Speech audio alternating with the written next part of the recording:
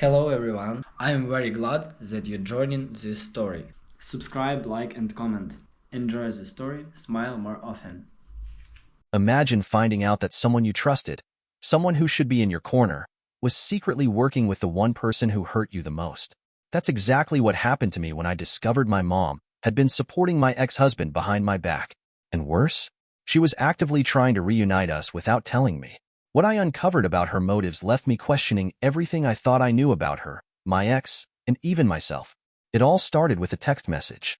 I was curled up on my couch one evening, mindlessly scrolling through social media, when my phone buzzed. The notification was from an unknown number. I opened it, expecting spam or a wrong number, but the message was short and cryptic. Looking forward to seeing you again. Hope this time works out. I frowned at the screen, my mind racing. It wasn't an obvious scam, but there was something unsettling about it. The wording felt personal, like it was meant for me. Still, I chalked it up to someone texting the wrong number and decided to ignore it. A few hours later, my phone buzzed again. Another message from the same number. This one made my stomach drop. Your mom says you're open to talking again. I'm excited. I stared at the screen, feeling a mix of confusion and dread. There was only one person who could have sent that message. My ex-husband, Mark.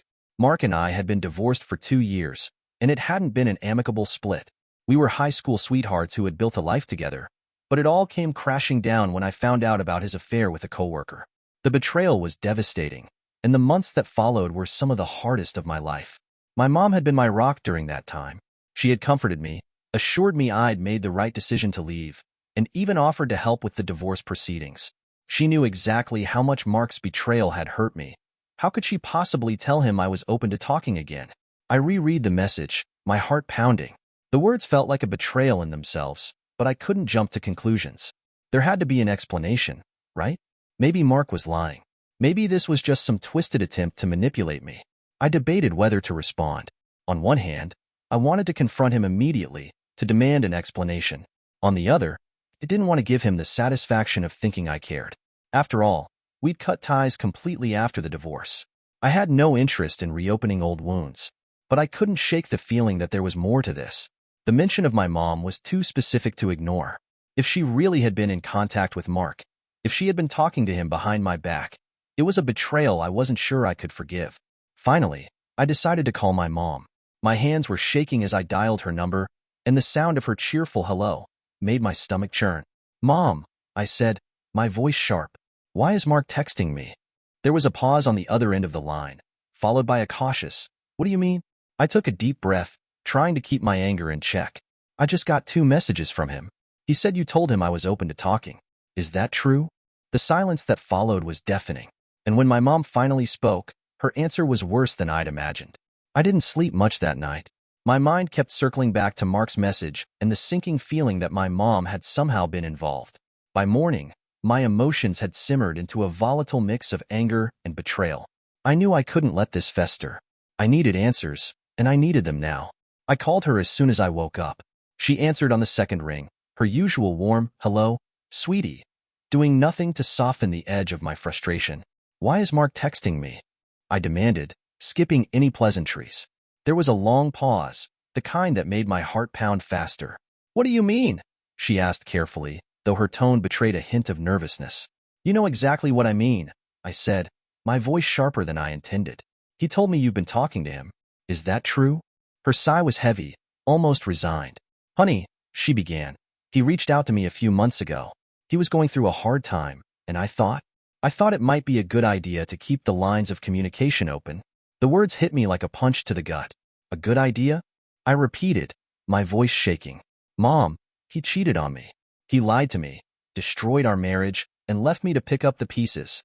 How could you possibly think talking to him was a good idea?" "It's not as simple as that," she said defensively. "He seemed so regretful, and he talked about how much he missed you." I thought maybe. I cut her off, my anger boiling over. "You thought what? That I'd just forgive him and take him back? That we'd magically go back to how things were before he betrayed me?" Her silence spoke volumes, but I wasn't finished. "Do you even understand what you've done?" I continued, my voice rising.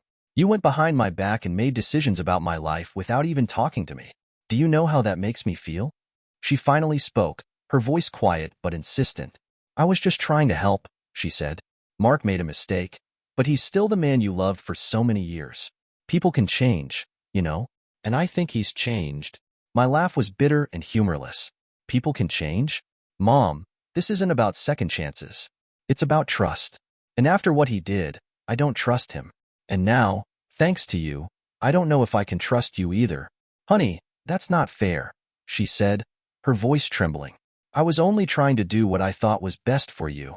No, Mom, I said firmly. You did what you thought was best, without considering what I needed or wanted. That's not help. That's betrayal. The conversation ended shortly after that, with my mom insisting she hadn't meant any harm and me too angry to listen.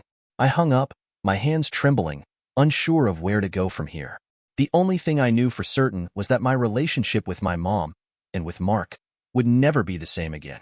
I couldn't shake the unease after my confrontation with my mom.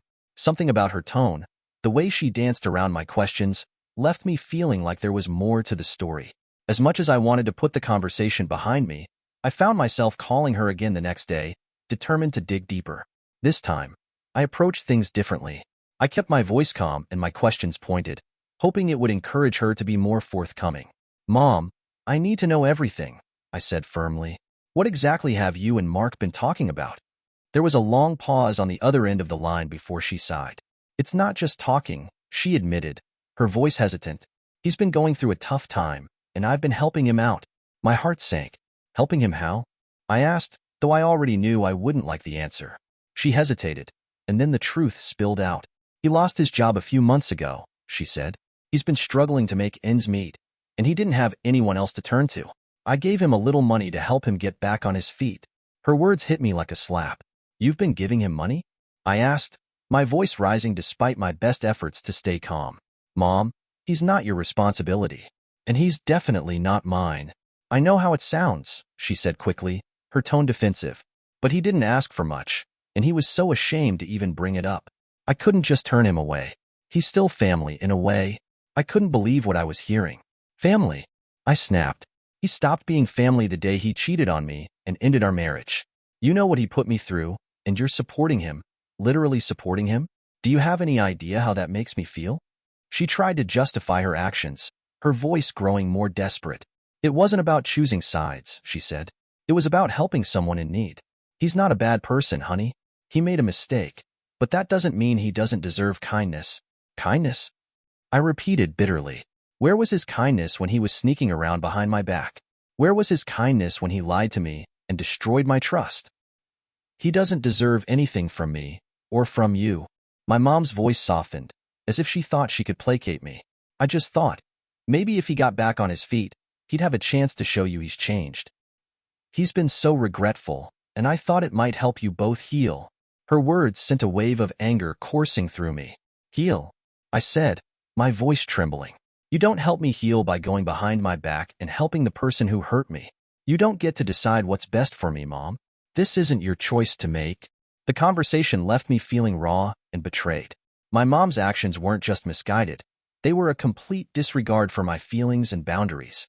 As much as I tried to make her see my perspective, it was clear she was stuck in her own version of the story, one where she could somehow fix everything by playing the peacemaker.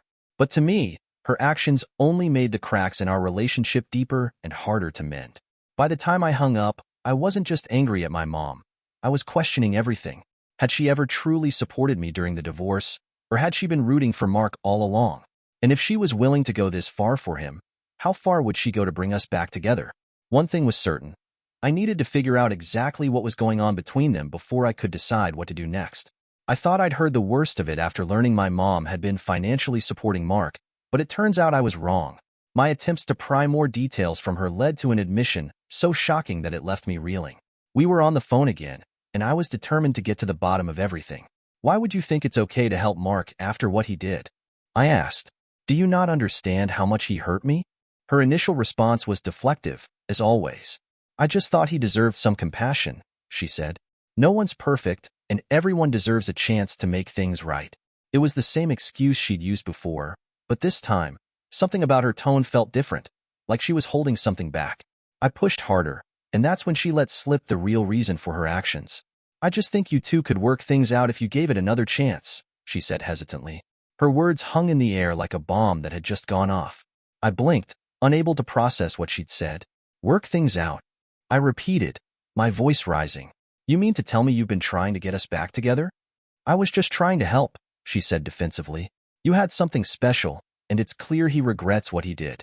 I thought if you two could talk, you might see there's still something there. Something there? I practically shouted. Mom, he cheated on me. He lied to me, disrespected me, and destroyed our marriage. What part of that makes you think I'd ever want to get back together with him? Her response was maddeningly calm, like she genuinely believed she was in the right. People make mistakes, honey, but he's apologized, and I can see how much he regrets it. Don't you think everyone deserves a second chance? I felt my anger bubbling over, threatening to spill into full-blown rage. No, I said firmly. Not everyone deserves a second chance, especially not someone who betrayed me like that. And even if he did, it's not your place to decide that for me. She sighed, clearly frustrated. I wasn't deciding anything for you, she said. I just thought, if you saw how much he's changed, maybe you'd reconsider. You two were so good together once. I hated seeing you so happy and then so heartbroken. Her words cut deep, not because they made me second-guess myself, but because they revealed just how far removed she was from understanding my pain. Do you even hear yourself? I said. You're trying to rewrite the story of my marriage like it was some fairy tale with a bump in the road. But that's not what it was, Mom. Mark didn't make a mistake. He made a choice. And his choice was to betray me. I know you're angry, she said softly, but I just want to see you happy again. And I think you'd be happy with him. Her insistence felt like another betrayal on top of everything else. You don't get to decide what makes me happy, I said, my voice trembling. You don't get to ignore my boundaries and manipulate me into talking to someone I never want to see again. That's not helping me, Mom. That's helping yourself feel better about meddling. The conversation ended shortly after that, with neither of us backing down. She insisted she was acting out of love, while I made it clear that her actions had crossed a line I wasn't sure I could forgive. As I sat alone in my apartment, trying to process everything, I couldn't shake the feeling that there was more to her plan than she was letting on. If she'd been willing to financially support Mark and encourage him to reach out to me, what else had she done behind my back? The thought made my skin crawl. It wasn't just about Mark anymore. It was about trust, or the lack of it. My mom had been one of the few people I relied on during the divorce, and now I couldn't help but wonder if she'd been secretly hoping for a reconciliation all along. One thing was clear. I needed to start protecting myself, not just from Mark, but from my mom's well-meaning but deeply misguided interference. That night, I tossed and turned in bed, unable to shut off the storm of thoughts swirling in my mind. My mom's words from earlier in the day kept echoing in my head. You two could work things out. How could she say that? How could she look past everything Mark had done and still think there was a future for us? The memories came flooding back, uninvited and unrelenting. I remembered the early days of my marriage to Mark, the laughter we'd shared, the plans we'd made. We had been inseparable, the kind of couple people called goals. But those happy memories felt hollow now, tainted by the betrayal that shattered everything we'd built. The day I found out about the affair played on a loop in my mind. The hushed whispers, the late nights at work, and finally, the damning text message that confirmed my worst fears. I had confronted Mark, hoping for some kind of denial, but instead, he had admitted to everything. It didn't mean anything, he had said, as if that made it better, as if that could undo the damage. In the aftermath, my mom had been my rock, or so I thought. She was the one who held me while I cried, who assured me I wasn't to blame, and who encouraged me to leave the marriage before it crushed me completely.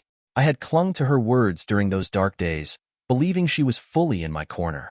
Now, those moments felt like a cruel joke. Had she been sincere, or had she secretly been hoping I would stay and work things out with Mark? The idea made my stomach churn. If she had been rooting for him all along, it would mean that even in my lowest moments, she hadn't truly been on my side. I couldn't stop replaying every conversation we'd had during the divorce. Her reassurances, her hugs, her insistence that I was doing the right thing. All of it felt tainted now. Had she been lying to me? Or worse, had she convinced herself that she was helping me while secretly hoping for a different outcome? The thought of my mom silently rooting for Mark during my divorce was like a knife to the chest. It made me question everything. Her motives, her loyalty, and even our relationship. I couldn't help but wonder if this had always been her stance. Had she believed I was overreacting when I filed for divorce? Did she think I should have stayed and fought for my marriage, even after everything Mark had done? The more I thought about it, the angrier I became. I had trusted her completely, leaned on her when I felt like my world was falling apart. And now, it felt like that trust had been misplaced. The betrayal wasn't just about Mark anymore. It was about my mom, the one person who was supposed to have my back no matter what. I didn't know what hurt more: the fact that she had gone behind my back to support Mark, or the possibility that she had never truly supported my decision to leave him in the first place. As the night dragged on, one thing became clear: I couldn't let this go. I needed answers, not just about my mom's actions, but about her true feelings. If she had been rooting for Mark all this time, I needed to know why. And more importantly, I needed to decide what that meant for our relationship moving forward. I woke up the next morning with a pit in my stomach, my mind still tangled in the web of my mom's actions and motives. The betrayal stung even more in the light of day.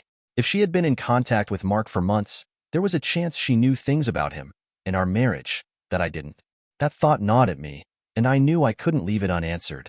I called her again that afternoon, determined to keep my emotions in check.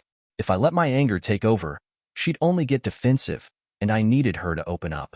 "Mom," I began, keeping my voice steady, "I need you to be honest with me.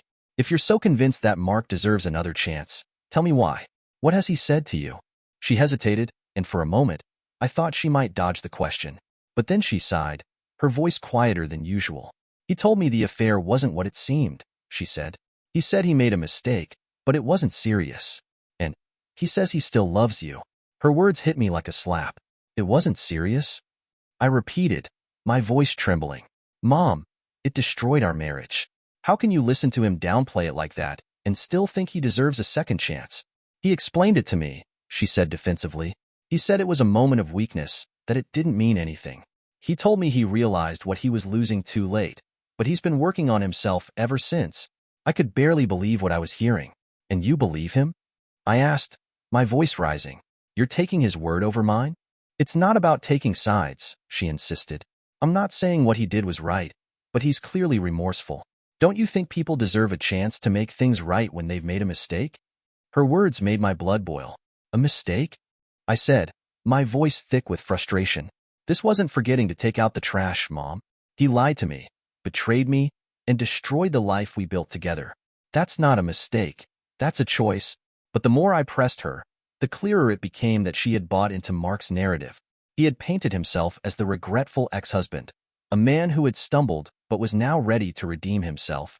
And my mom, ever the optimist, had fallen for it. "He's been so open with me," she said. "He's told me how much he regrets hurting you and how he'd do anything for another chance. I can see how much he still loves you, even after all this time." I shook my head, anger and disbelief swirling inside me. "Mom, he had his chance, and he threw it away. You don't get to decide that he deserves another one. That's not your decision to make." Her voice softened, taking on that familiar tone she always used when she thought she was being reasonable. "Honey, I'm not trying to force anything. I just think you should hear him out. People can change, you know. Don't you want to at least know his side of the story?" "His side of the story?" I repeated bitterly. "Mom, I lived his side of the story. I was there when he lied to my face, when he made excuses for his behavior, when he left me to pick up the pieces of my life. I don't need to hear his version of events. I already know the truth." The conversation ended with more questions than answers. My mom seemed genuinely convinced that Mark had changed, that he was worth another shot. But her willingness to overlook his actions and their impact on me felt like a betrayal I couldn't ignore. I couldn't help but wonder how much of Mark's story she actually believed, and how much she had convinced herself of in her quest to help. Did she genuinely think he was a changed man? Or was she so desperate to see me happy that she was willing to rewrite the past to make it happen? As I sat alone in my apartment, my thoughts spiraled into darker territory. If my mom was willing to defend Mark's actions to this extent, what else had she been hiding from me? Had she been downplaying his behavior all along, even during the divorce? One thing was becoming painfully clear. I couldn't trust her judgment when it came to Mark. And if she was willing to believe his excuses, it was up to me to make sure he didn't worm his way back into my life. The decision to call Mark wasn't one I made lightly. Every part of me screamed that this was a bad idea, that I was reopening wounds that had barely started to heal. But the more I thought about my mom's actions, the financial support, the insistence that he had changed, the more I realized I needed to confront him directly. I dialed his number with shaky hands, my heart pounding in my chest. When he answered, his voice was hesitant but oddly warm. "Hello?" It's me, I said flatly, skipping any pleasantries. There was a brief pause before he responded. I'm glad you called, he said, his voice tinged with cautious optimism. Your mom said you might. That one sentence made my blood boil. Why is my mom trying to get us back together? I demanded, cutting straight to the point. And what have you been telling her about the affair? Mark sighed, the sound heavy with what I assumed was feigned regret. Look, I made mistakes, he began, his tone measured and deliberate. But your mom believes in second chances. She sees the bigger picture, and I think you could too if you just listen. I clenched my jaw, forcing myself to stay calm. Don't talk to me about second chances, I said coldly. You had your chance, and you ruined it. What I want to know is why you think it's okay to involve my mom in whatever game you're playing. It's not a game, he said quickly, his voice earnest. I reached out to her because I didn't know how else to fix things. I didn't expect her to be so supportive, but she sees that I've changed. And I have changed. Changed how? I asked, the skepticism clear in my voice. Do you think saying that erases what you did? Do you think it undoes the lies and the betrayal? I'm not trying to erase anything, he said, his voice growing more defensive. I'm trying to take responsibility for what I did and make things right. I know I hurt you, but I never stopped loving you. I've spent the last 2 years thinking about everything I lost, and I'd do anything to prove to you that I'm not the same person I was. His words might have sounded sincere to someone who didn't know better, but to me, they were hollow. You say you've changed, I said, my voice steady but cold. But all I see is someone who's trying to manipulate the situation to his advantage. You're not doing this for me. You're doing it for yourself. That's not true, he insisted. I'm doing this because I still care about you. I know I don't deserve your forgiveness, but I want to earn it. I've been working on myself, going to therapy, trying to understand why I made the choices I did. I know it doesn't fix the past, but I'm trying to be better. Better? I repeated bitterly. Do you think being better erases the fact that you lied to my face for months? That you made me feel like I was crazy for doubting you, while you were sneaking around behind my back? He didn't respond right away, and I could hear the tension in his silence. Finally, he said, I know I don't deserve your trust, but I'm asking for a chance to prove that I've changed. Your mom believes in me, and I think if you gave me a chance, you'd see it too. I couldn't believe his audacity. You think because my mom believes in you, I should? Do you even hear yourself? I asked, my voice rising. This isn't about her. It's about what you did to me. And the fact that you're using her to try to get to me only proves that you haven't changed at all. Mark's tone shifted, becoming more defensive. I didn't ask her to get involved, he said. She wanted to help because she sees how much I care about you. If you just give me a chance to explain, maybe you'd understand too.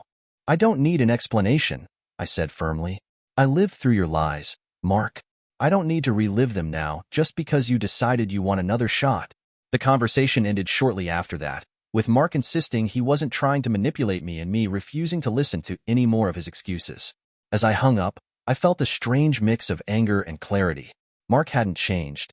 He might have polished his words and wrapped his intentions in the guise of self-improvement, but at his core, he was the same person who had betrayed me. The real betrayal, though, wasn't from Mark. It was from my mom. She had believed his words, his promises of change, and she had tried to drag me into his narrative without ever considering how it would affect me. If I wanted to move forward, I needed to set boundaries, not just with Mark, but with her too. Mark's words stuck with me long after our call ended, gnawing at the edges of my thoughts. The way he talked about my mom, about how much she believed in him and wanted us to reconcile, left me reeling. This wasn't just about misguided support anymore. It was clear she wasn't passively helping him. She was actively orchestrating a way to push him back into my life. The more I thought about it, the angrier I became. My mom knew what I'd been through during the divorce. She had seen the emotional wreckage Mark left behind. And yet, here she was, trying to convince me that he deserved another chance. It wasn't just a betrayal. It was a complete disregard for my boundaries and my healing. I picked up the phone, my patience already worn thin, and dialed her number. She answered cheerfully, as if nothing was wrong, but I didn't bother with pleasantries. Do you even realize what you're doing? I asked, my voice sharp and unsteady. What do you mean? She said, her tone shifting to cautious defensiveness. I just got off the phone with Mark, I said. He told me everything, Mom. How you've been supporting him, encouraging him, and trying to get us back together without telling me. Do you have any idea how much that undermines everything I've done to move on from him? Her sigh on the other end of the line was heavy, like she was the one carrying the weight of this mess. Honey, you're overreacting, she said. I wasn't trying to undermine you. I was trying to help. I just wanted to fix what was broken. Fix what was broken? I repeated, my voice rising with disbelief. Do you even hear yourself? You're not fixing anything. You're breaking my trust all over again. She tried to interrupt, but I kept going. Do you think it's easy to move on after what he did to me? After he lied to me, cheated on me, and destroyed our marriage? Do you think I don't already spend enough time trying to heal from that? And now, you're dragging him back into my life like none of that ever happened. She finally spoke, her tone defensive. I'm not dragging him into your life, she said. I just think you should hear him out. He's changed, honey. He's working on himself, and he deserves a chance to show you that. No, he doesn't, I said firmly. And it's not your place to decide that for me. You don't get to rewrite what happened just because you think it would make for a nice story. This is my life, Mom, and you're crossing boundaries that you have no right to cross. Her voice softened, as if she thought she could diffuse the situation with a little tenderness. I just want to see you happy again, she said. You were so happy with Mark before everything fell apart. I can see how much he still loves you, and I think there's still something there if you just give him a chance. Her words felt like a slap. You're not listening to me, I said, my voice trembling with a mix of anger and sadness. I'm telling you that I've moved on, that I don't want him back in my life. And instead of respecting that, you're trying to force your version of what you think my life should look like. Do you have any idea how hurtful that is?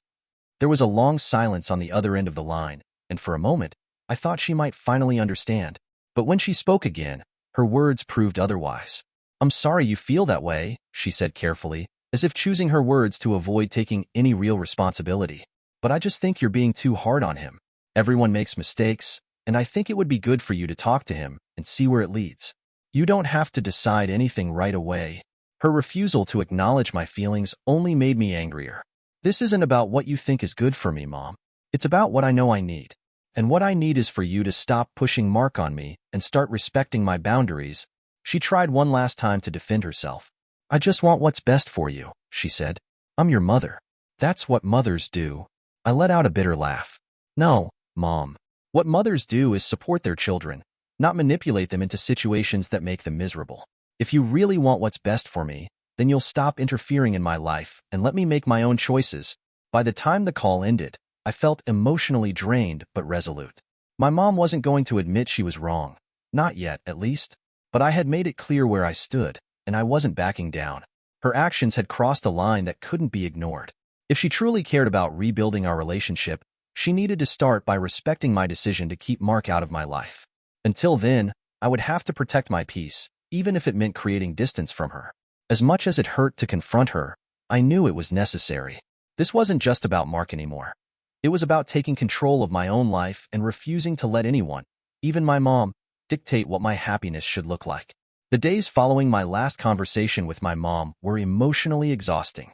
Every text, every call, and every interaction seemed to leave me more frustrated than the last. I kept hoping she would understand how much her actions were hurting me, but instead, she doubled down on her belief that she was helping. It was like talking to a wall. No matter how many times I told her I didn't want Mark back in my life, she found new ways to justify her interference. You'll see, she'd say. One day, you'll thank me for keeping the door open. Each time she said it, it felt like she was chiseling away at the foundation of our relationship. I realized I couldn't keep doing this. I couldn't keep letting her actions dictate my emotions, keeping me trapped in a cycle of anger and hurt. If I wanted to move forward, I needed to take control. And that meant setting boundaries, firm ones, even if it meant creating distance between us. When I called her for what I knew would be our most difficult conversation yet, my hands were shaking. Part of me was scared. Scared of how she'd react, scared of what it might mean for our relationship. But a bigger part of me knew it was necessary. She answered on the first ring, her voice bright and hopeful. Hi, sweetie, she said. I was just about to call you. I've been thinking about what we talked about, and I really think you should. Mom, I interrupted, my tone firm but calm. We need to talk. And this time, I need you to listen. Her cheerful tone faltered. Okay, she said cautiously. What's on your mind? I took a deep breath, steadying myself. I love you, I began. But this has to stop.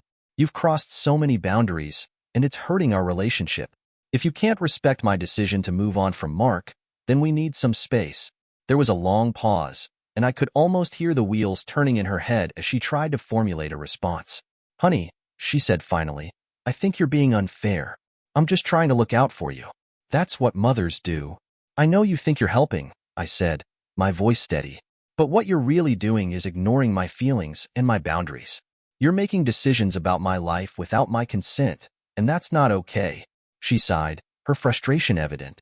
I just don't want you to make a mistake you'll regret, she said. You were so happy with Mark before everything fell apart. I can't stand the thought of you throwing away something so special. Mom, that's not your call to make, I said firmly. It's my life, and I'm the one who has to live with the consequences of my decisions. I've moved on from Mark. I've built a life without him, and I'm happier for it. If you can't accept that, then we need some distance. Her voice softened, taking on a pleading tone. You don't mean that, she said. We're family. We're supposed to stick together, no matter what. I do mean it, I said, my heart aching as I spoke. I need you to respect my choices, Mom. And if you can't, then I need space to figure out how to move forward without feeling undermined all the time. She tried to argue, cycling through her usual defenses. I'm only doing this because I love you. You'll thank me one day. Mark has changed, and you're being too hard on him.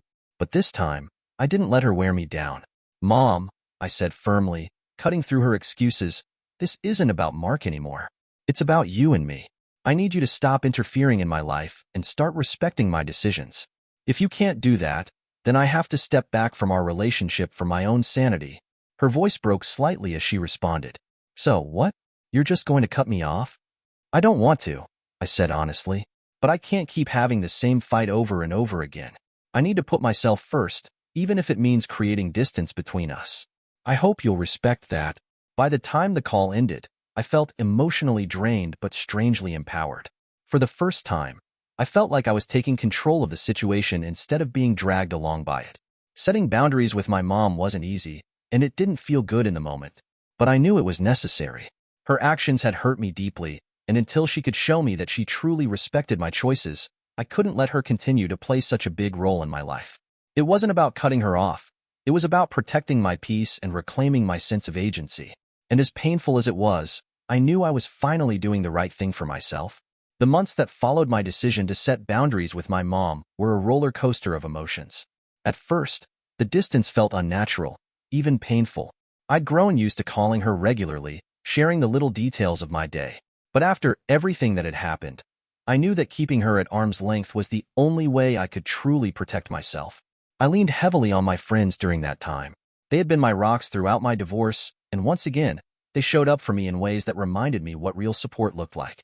There were long conversations over coffee, late-night calls when the loneliness crept in, and countless reassurances that I was doing the right thing by putting my well-being first.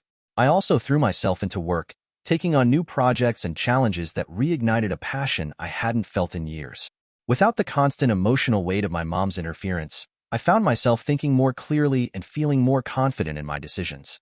Slowly but surely, I started to rebuild my life on my own terms. Meanwhile, my relationship with my mom remained strained.